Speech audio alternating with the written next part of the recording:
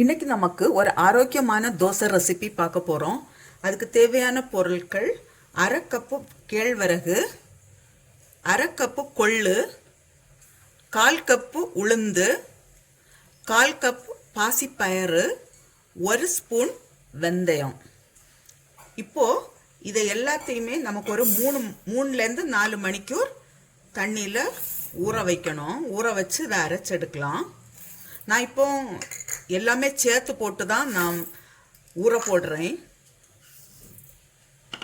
இதை இப்போ க்ளீன் பண்ணிட்டு ஊற போடலாம். இது க்ளீன் பண்ணியாச்சு. இனி இது 3லேருந்து 4 மணிக்கூர் ஊறட்டும். அப்புறம் நமக்கு அரைச்செடுக்கலாம். இது நம்ம தோசைக்கு ஊற போட்டு 3 மணிக்கூருக்கு மேலே ஆயிடுச்சு. நம்ம இப்போ இதை மிக்சியில் அரைச்செடுத்துட்டு வரலாம்.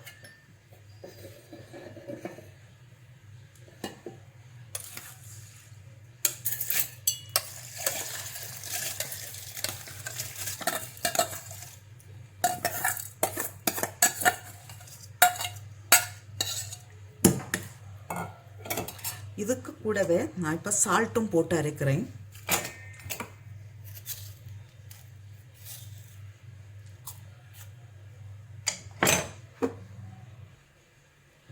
அரைச்சாச்சு.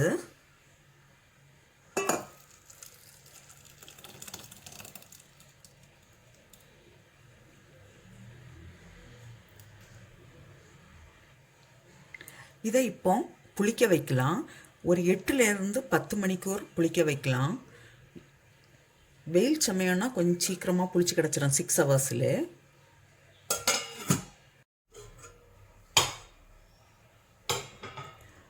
நம்ம மாவு தோசைக்கு அரைச்சி வச்சது கொஞ்சம் புளிச்சு கிடச்சிருக்கு. இது இப்போ இருக்கட்டும். நமக்கு இதுக்கு ஒரு சட்னி செய்யலாம் தோசைக்கு. அதுக்கு தேவையான பொருட்கள்: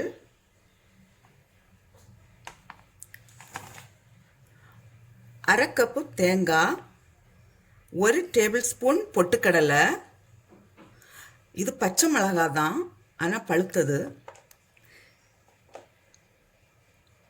சின்ன பீஸ் இஞ்சி, கொஞ்சமாக புளி, கொஞ்சம் கொத்தமல்லி இலை, கருவேப்பிலை. இப்போ நமக்கு சட்னி செய்ய தொடங்கலாம்.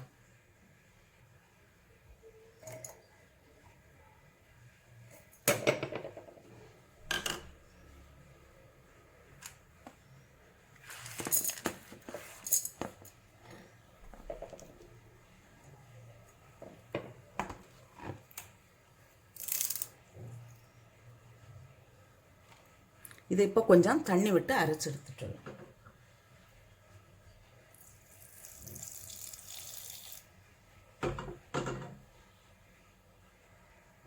நான் இப்போ இதில் சால்ட்டும் போட்டு அரைக்கிறேன்.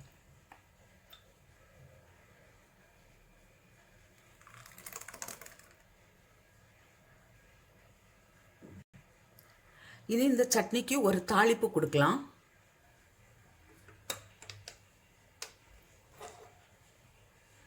தேங்காய் எண்ணெய் விடுறேன், 1 ஸ்பூன்.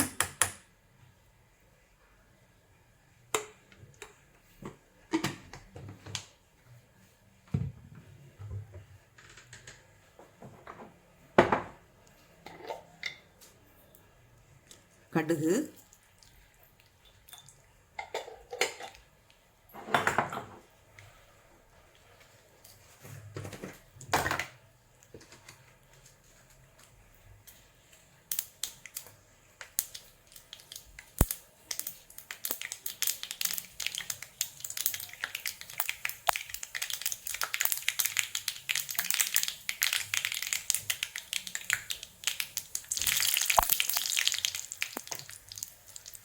வெங்காயம்,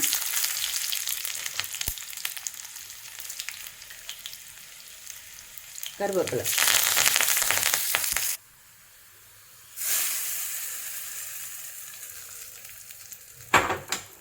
இப்போ நமக்கு தோசை செய்ய தொடங்கலாம்.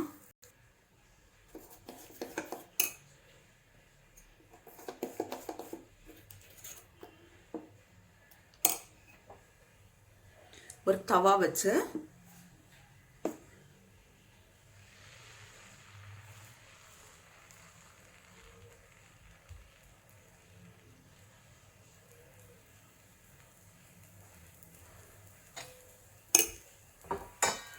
இது மூடி வச்சும் நமக்கு செய்யலாம், இல்லாமலும் செய்யலாம்.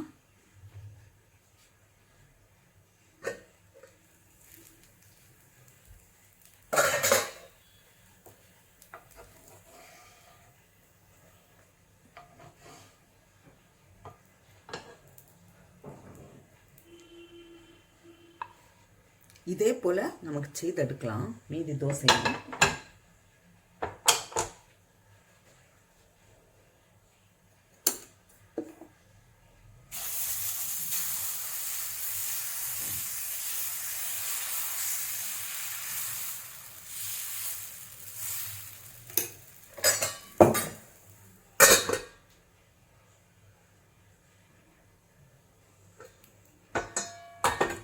இதில் மேலே வேணும்னா ஆயிலோ இல்லை கீயோ வேணும்னா விட்டுக்கோங்க.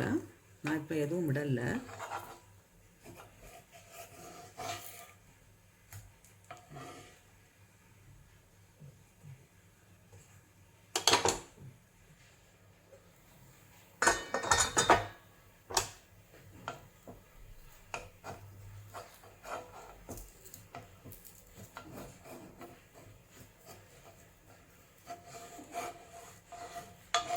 இந்த தோசையை நான் இப்போ மறைச்சி போட்டு பண்ணுறேன்.